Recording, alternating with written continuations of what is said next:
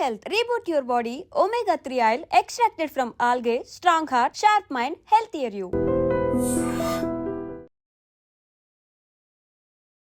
కర్ణాటక తీర పట్టణం గోకర్ణ సమీపంలోని అటవీ ప్రాంతంలో ఒక గుహలో రహస్యంగా రష్యా మహిళ ఒకరు జీవిస్తున్నారు. ఆమెతో పాటు తన 2 ఆడపిల్లలతో కూడా ఆమె అక్కడ గత కొన్నేళ్లుగా ఉంటుందంట.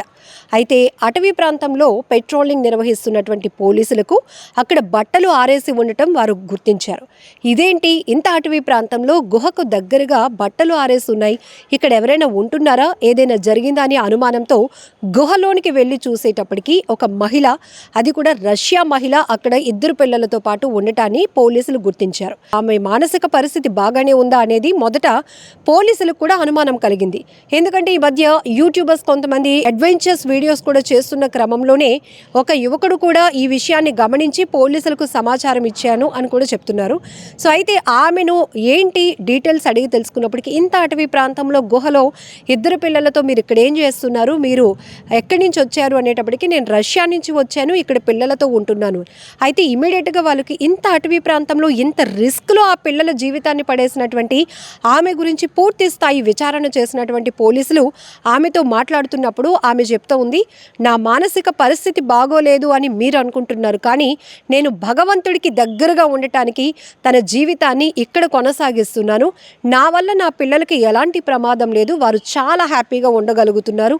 ఇక్కడ దగ్గరలో ఉన్న జలపాతాల సవ్వళ్ళు కావచ్చు, అలాగే ఇక్కడ ప్రకృతి రమణీయత, ఈ అందం నా పిల్లలు బాగా ఆస్వాదిస్తున్నారు, చాలా చక్కగా ఉన్నారు.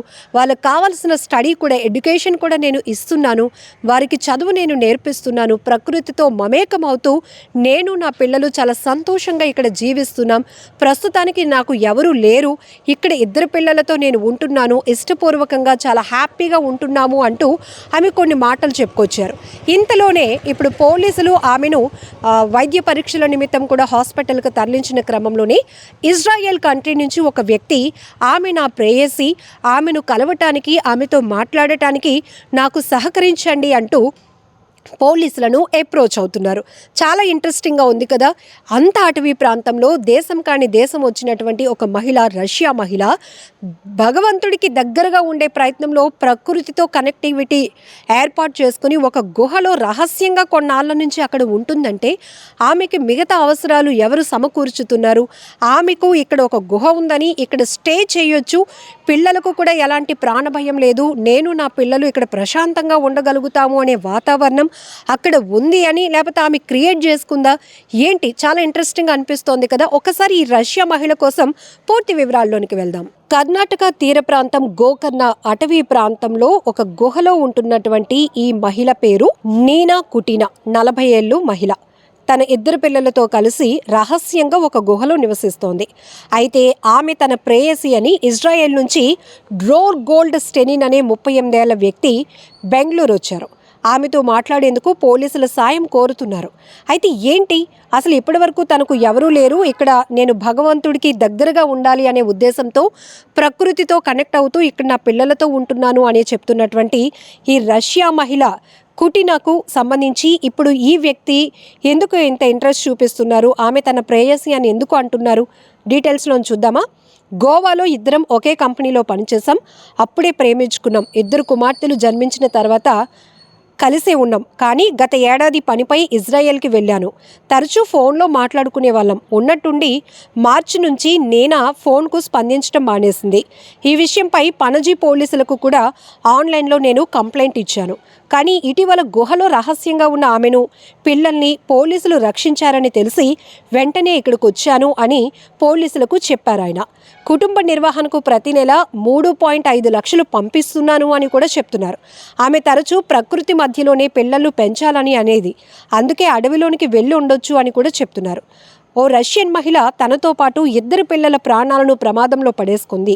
కొన్నేళ్ల క్రితం రష్యా నుంచి వచ్చినటువంటి ఈమె ఇప్పుడు గోకర్ణలోని అటవీలో మారుమూల గుహలో ఏకాంతంగా జీవిస్తోంది. అదృష్టవశాత్తు పెట్రోలింగ్ చేస్తున్నటువంటి పోలీసులకు అడవిలో బట్టలు కనిపించడం వల్ల చుట్టూ తనిఖీ కూడా చేశారు. ఇప్పుడు ఈ మహిళ ఒక్కరే ఇక్కడ రహస్యంగా ఉంటున్నారని పోలీసులు గుర్తించారు.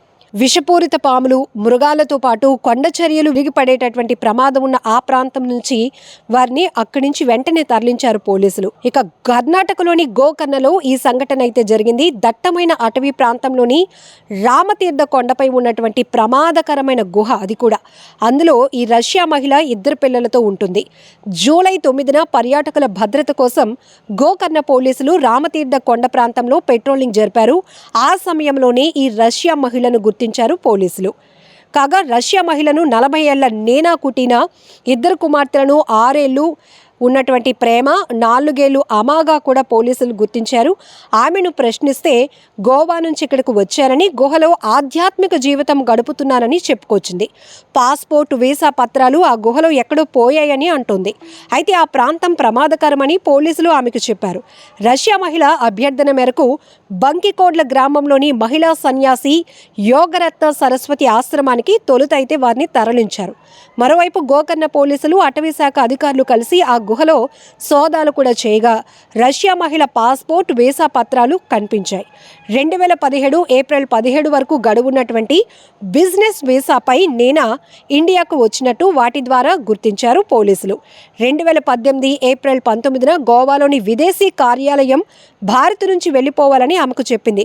దీంతో నేపాల్ వెళ్లిన రష్యా మహిళ అదే సంవత్సరం సెప్టెంబర్ 8న తిరిగి భారత్కు వచ్చినట్టు ఆమె రికార్డుల ద్వారా పోలీసులు తెలుసుకున్నారు. కాగా వీసా నిబంధనల ఉల్లంఘన నేపథ్యంలో రష్యా మహిళ, ఆమె 2 కుమార్తెలను కార్వార్లోని మహిళా రిసెప్షన్ సెంటర్ కు పోలీసులు తరలించారు.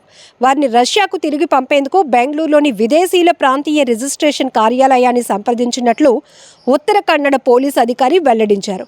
అయితే ఈ క్రమంలోనే ఇజ్రాయెల్ నుంచి వచ్చినటువంటి వ్యక్తి నేనా తన ప్రేయస్ అని, 2 కూతుర్లు తన కూతుర్లే అని చెప్పి అతను చెప్తా ఉన్నారు. సో ఇప్పుడు ఎలాంటి ట్విస్ట్ ఉండబోతుందో అనేది కూడా చాలా ఇంట్రెస్టింగ్గా మారుతోంది. నిజంగా ప్రస్తుతం ఉన్నటువంటి సమాజం దేనికి ప్రయారిటీ ఇస్తుంది? ఆర్థిక సంబంధాల చుట్టూ మాత్రమే తిరుగుతుంది. మళ్ళీ ఎన్నికలంగానే చాలా విరక్తి కలుగుతాను.